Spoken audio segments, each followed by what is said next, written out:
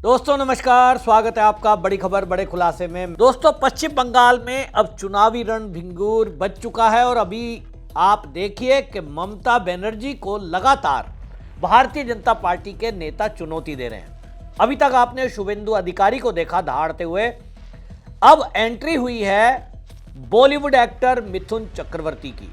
मिथुन चक्रवर्ती ने अमित शाह को ममता बनर्जी के द्वारा जो धमकी दी गई थी बंगाल में होटल से ना निकलने देने की, उसके बाद मिथुन चक्रवर्ती का बयान सामने आया था और उन्होंने कहा था कि ममता बनर्जी जिस तरह की धमकी दे रही है, भाई उस धमकी के अलावा वो पूरी धमकी दें कि बंगाल में हम गृह मंत्री को नहीं घुसने देंगे, तब हम दिखाएंगे।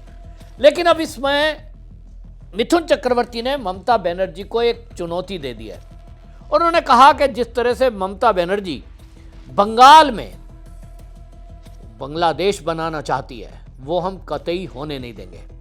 मिथुन चक्रवर्ती ने फिल्मी स्टाइल में बाकायदा एक भरी सभा में ये कह दिया कि मेरे शरीर में जब तक खून का एक कतरा भी है, तब तक हम किसी भी कीमत पे इस बंगाल को बांग्लादेश नहीं बनने देंगे। अब ये चुनौती जो दी है, आप सोच रहे होंगे बीजेपी नेता हैं तो भाई मिथुन चक्रवर्ती किस बेस पर इस तरह से ममता बनर्जी को चुनौती दे रहे हैं, किस बेस पर ममता बनर्जी को ऐसी वो बात कर सकते हैं। अभी तो ममता बनर्जी के तो अभी तक बूथ कैप्चरिंग करते थे लोग, गुंडागर्दी करते थे, और ऐसे में मिथुन चक्रवर्ती केवल एक बॉलीवुड स्टार है तो वो ऐसी चुनौती कैसे दे सकता है। तो आपको मैंने पहले भी बताया है, मिथुन चक्रवर्ती का जो इतिहास है, शुरुआती जीवन में वो नक्सली भी रहे हैं और मैंने इशारों में आपको बताया था कि जो मिथुन चक्रवर्ती है वो हर उस रास्ते से निकले हुए हैं जो ये टीएमसी के गुंडे आज पल बढ़ रहे हैं। आपको मैं बता दूं कि 1970 के दशक में मिथुन चक्रवर्ती जब पढ़ा करते थे तो वो नक्सली ग्रुप में शामिल हो गए थे, लेकिन उनके भाई की करंट लगने से जो मौत हुई उसके बाद उनको सदमा लगा और उन्होंने तय किया कि वो हिंसा वाले रास्ते पर नहीं जाएंगे। फिर वो एक्टिंग सीखी और फिर उसके बाद फिल्मों में उन्होंने एंट्री की, लेकिन ये उनके दिमाग और दिल में ये तय है कि ये जो हिंसा वाला रास्ता है वो ठीक नहीं है और इसलिए उन्होंने वो नक्सली छोड़े थे। लेकिन जो नक्सलवाद से उन्होंने किनारा किया, कहीं ना कहीं उनको वो सारे हथकंडे पता है। और उसके बाद आपको बताएं, ममता बनर्जी जो आज टीएमसी में है, 2011 में ममता बनर्जी जब मुख्यमंत्री बनी तो उस समय 2014 में मिथुन चक्रवर्ती ने टीएमसी ज्वाइन की थी और टीएमसी में उनका रुतबा इस कदर बढ़ा कि आप सोचिए 2016 में वो 2014 में टीएमसी में गए और राज्यसभा में उनको भेजा गया, राज्यसभा में सांसद बने। लेकिन उसके बाद 2016 में उन्होंने खुद से इस्तीफा दे दिया और उन्होंने कहा कि जो टीएमसी है उसमें एक छत्र शासन करने वाली जो ममता बनर्जी है वो तुष्टीकरण की राजनीति कर रही है और जिस तरह से बंगाल के हितों को दरकिनार किया जा रहा है, यानी पश्चिम बंगाल में मुस्लिम तुष्टीकरण, घुसपैठियों का तुष्टीकरण किया जा रहा है, इसी के विरोध में मिथुन चक्रवर्ती ने टीएमसी से इस्तीफा दिया और सांसदी छोड़ दी थी। और उसके बाद भारतीय जनता पार्टी ज्वाइन की और भारतीय जनता पार्टी जब ज्वाइन की तो 2021 में उन्होंने जो ज्वाइन की थी उसके बाद से हिंदुत्व के रास्ते पर मिथुन चक्रवर्ती चल रहे थे और अभी तक आप देखिए कि उनको पार्टी ने कोई पद नहीं दिया है, लेकिन हाँ केंद्रीय सुरक्षा दी गई, क्योंकि उन्होंने पिछले 2 चुनाव में भारतीय जनता पार्टी के लिए जो कैंपेन किया है, कहीं ना कहीं बंगाल के युवाओं पर भी उसका असर है। मिथुन चक्रवर्ती यूँ तो अब उम्र दराज हो चुके हैं और 50+ होने के बाद अब यह है कि भाई इस उम्र में एक्टिव पॉलिटिक्स वो नहीं कर सकते, लेकिन उसके बावजूद उनका जो जोश है, उनका जो जुनून है और बंगाल की धरती से जो जुड़ाव है, उसके लिए आज भी वो जमीन पर उतरकर ममता बनर्जी को चुनौती दे रहे हैं। और आपको मैं ये बात बताऊं कि बंगाल में जो भी जन्मा हुआ है, जो बंगाल की धरती से प्यार करता है, वो बांग्ला मानुष निश्चित रूप से जो आज दुर्दशा पश्चिम बंगाल की हो रही है उसको कोई देख नहीं सकता। जो भद्र लोग कहा जाता है, यानी सभ्य लोग, वो आज दुखी हैं इस बात को देखकर कि जो पश्चिम बंगाल पूरे भारत में नंबर 1 प्रदेश माना जाता था, वहाँ बुद्धिमत्ता वहाँ की पूरे भारत में इस तरह की प्रसिद्ध थी कि भाई अगर कोई पश्चिम बंगाल का व्यक्ति है तो हाँ तीव्र बुद्धि का ही व्यक्ति होगा। व्यक्ति, व्यक्तित्व, अध्यात्म, ये सारा कुछ। लेकिन आज वही पश्चिम बंगाल अपनी पहचान खो चुका है। आज आप देखिए, सारे तीर्थ एक तरफ और गंगा तीर्थ एक बार, ऐसा कहते हैं। तो वहाँ पर गंगा सागर तीर्थ है, लेकिन क्या आपने सुना है कि गंगा सागर तीर्थ के लिए कभी ममता बनर्जी की सरकार ने कोई प्रमोशन किया हो? आप एक देखिए, जिसको बीमारू राज्य कहते हैं उत्तर प्रदेश, वहाँ अभी कुंभ लगा, पूरी दुनिया के लोगों को जुटाया। योगी आदित्यनाथ के चलते जिस तरह की बेहतरीन व्यवस्थाएं की गई, उसके कारण विश्व रिकॉर्ड भी बना और पूरी दुनिया ने उस कुंभ पे आश्चर्य किया। आज अभी माघ मेला चल रहा है।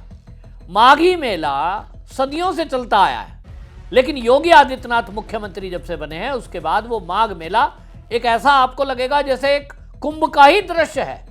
लोगों को वही यादें आ रही हैं, उसी तरह की व्यवस्थाएं, उसी तरह की कानून व्यवस्था ठीक करने के लिए पुलिस व्यवस्था है। तो सरकार अगर चाहती है तो अपने राज्य में पर्यटन कैसे बढ़े, तीर्थों का उद्धार कैसे हो, लोगों को कैसे इन्वेस्ट के लिए रिझाया जाए, ये योगी जी से सीखो। दूसरी तरफ ममता बनर्जी हैं, जहां पर मां काली का विश्व प्रसिद्ध मंदिर है, जहां पर मठ हैं, जहां पर रामकृष्ण परमहंस की मठों की स्थापना हुई और वो सारे संत महात्माओं के वहां स्थान है। लेकिन मजाल है ममता बनर्जी कभी इस हिंदुओं के तीर्थों का प्रमोशन करती हो।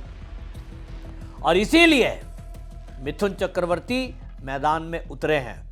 शुभेंदु अधिकारी के साथ यूं तो आपको बताएं, भारतीय जनता पार्टी के जो अमित शाह अभी मीटिंग करके आए हैं, 4 बड़े नेताओं को साथ में उन्होंने इस काम में लगाया कि भाई सब मिलकर के काम करेंगे। और इसी में जैसा मैंने आपको पहले भी बताया था, दिलीप घोष और प्रदेश अध्यक्ष श्रमिक भट्टाचार्य, नेता प्रतिपक्ष शुभेंदु अधिकारी के साथ मिलकर के पूर्व प्रदेश अध्यक्ष सुकांत मजूमदार, ये चारों लोगों की टीम मैदान में उतरी हुई है। लॉकेट चटर्जी आपने देखा, लेकिन अब जो है अब आप देखेंगे मिथुन चक्रवर्ती भी कहीं ना कहीं इन नेताओं के साथ ताल में ताल मिलाकर ममता बनर्जी से 2-2 हाथ करने के लिए तैयार हैं। और ये ममता बनर्जी के जो टीएमसी के लोग हैं वो भी मिथुन दा की इज्जत करते हैं।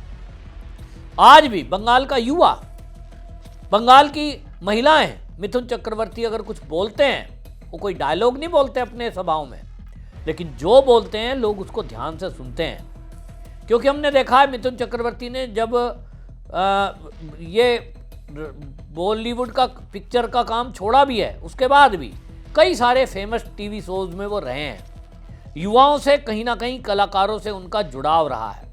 और इसीलिए ये जो मिथुन चक्रवर्ती की चेतावनी है ममता बनर्जी को, इससे टीएमसी वाले घबरा रहे हैं। क्योंकि टीएमसी के लोग मिथुन चक्रवर्ती का पुराना इतिहास जानते हैं। वो ये जानते हैं कि इस देश में नक्सलियों का क्या मतलब है। हालांकि वो एक दूसरी लाइन है, लेकिन जैसा कि मिथुन चक्रवर्ती अपने आप को बोलते हैं कि आमी कोबरा, मतलब उनको वो सारे दाव पेच पता हैं जो एक टीएमसी का कार्यकर्ता दाव पेच अपना रहा है। तो उनके ऊपर वो दाव पेच चलने की कोशिश करेंगे तो पहली बात तो मिथुन चक्रवर्ती हैं वो डरते नहीं, और जीवन के जिस पड़ाव पर वो हैं वो कहते हैं कि मैं अपने जीते जी ये देखना चाहता हूं कि जो पश्चिम बंगाल है वो विकास की तरफ चढ़ रहा है, वो विकास तरक्की कर रहा है, और वो हो सकता है भारतीय जनता पार्टी की सरकार बनने के बाद। मोदी में उनकी आस्था है, मोदी को पसंद करते हैं, और क्यों ना करें, पूरी दुनिया में मोदी की जो विकास की योजनाएं हैं, मोदी का जो विज़न है, मोदी की जो राजनीति है, उसकी तारीफ हो रही है। मिथुन चक्रवर्ती क्योंकि बंगाल की धरती से आते हैं, उनका धरती से लगाव है। माँ माटी मानुष की बात करने वाला हर बंगाली, हर पश्चिम बंगाल का निवासी वो यही चाहता है कि बंगाल तरक्की करे, और ये तब तक नहीं हो सकता जब तक बंगाल की धरती पर एक भी घुसपैठिया है और जब तक वहाँ टीएमसी की सरकार है। क्योंकि टीएमसी की सरकार में लगातार भ्रष्टाचार जिस कीमत पर हो रहे हैं, तुष्टीकरण जो हो रहा है, डेमोग्राफी जो चेंज हो रही है, उसमें तो विकास होने से रहा, बल्कि भद्रलोक जो हैं वो भी आप देखेंगे। मिथुन चक्रवर्ती कहते हैं कि जैसे 1990 के दशक में कश्मीर से पंडितों ने पलायन किया, इसी तरह से बंगाल से भी लोग पलायन कर रहे हैं। बस इसीलिए अब मैं नहीं चाहता हूं कि ये आगे बढ़े। तो देखते हैं मिथुन चक्रवर्ती की चुनौती का कितना असर पड़ता है, लेकिन इतना बात तय है कि इस बार ममता बनर्जी को एक के बाद एक कठिन चुनौतियों का सामना करना पड़ेगा। ममता बनर्जी के लिए जीतना तो असंभव है ही, वो जीत नहीं पाएंगी, भारतीय जनता पार्टी की सरकार बनेगी। लेकिन इस बार आप ये देखेंगे कि इस बार के चुनाव में भारतीय जनता पार्टी का कार्यकर्ता जमकर मुकाबला करने के लिए टीएमसी के गुंडों का पूरी तरह से तैयार है। आपकी क्या राय है, कमेंट में जरूर लिखें, वीडियो शेयर करें। वंदे मातरम।